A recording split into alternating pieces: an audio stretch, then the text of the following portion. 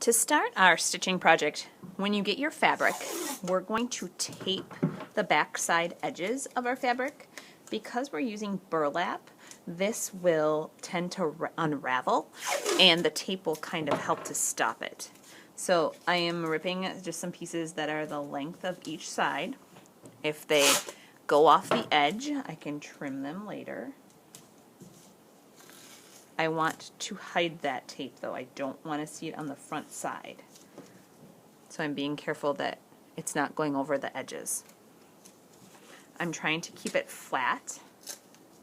Some of your fabric might have some wrinkles.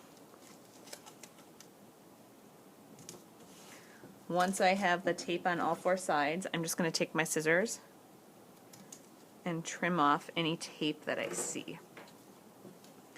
My next step is to pick a design, and it can be a stencil or it can be a basic simple shape, and I am going to draw it or trace it. So depending on the color of fabric you use, I have a light fabric, so I'm going to use a pencil to draw or trace. On my example that is finished, I did use a white crayon to draw the shape. So I'm going to finish doing this, and I am going to get my yarn and my needle on my yarn. Alright, I have finished tracing that flower shape. The next part is a choice. We have embroidery hoops to use. So an embroidery hoop is something that is going to stretch the burlap to make it easier to stitch. So I put one part of the embroidery hoop on the front, the other part on the back like a sandwich, and then they kind of fit inside of each other. And it just creates kind of a smoother way of keeping the fabric flat to stitch. And you can screw this a little bit to tighten it up so it doesn't slip out. So that's a choice. Some of you might prefer to just stitch with the fabric flat. So I have tied my needle onto my yarn, and I'm ready to start to stitch. So I'm thinking about, am I practicing back stitch, cross stitch, diagonal stitch, satin stitch? What am I going to do? I think I'm just going to start with the basic running stitch. So I can pick any spot to start.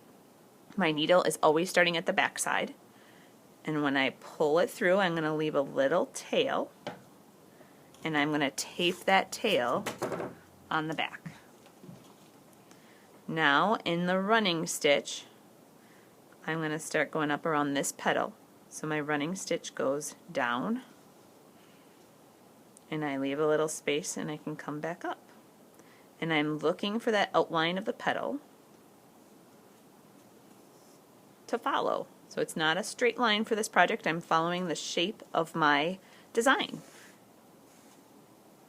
Now if you can remember, there was a faster way to do the running stitch. I could take my needle and I could kind of go in and out, which works well for straighter edges. Don't know if it's going to work so well for my petal. So I'm going to get a couple stitches in here, and then I'm going to decide if I'm going to continue with this, if I like it, if I don't like it, and I am going to follow a pattern, having a thought, and on your finished design, you need to have at least 3 different kinds of stitches.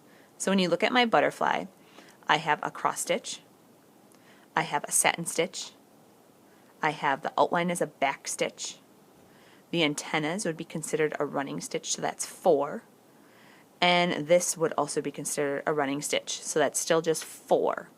You have to have 3.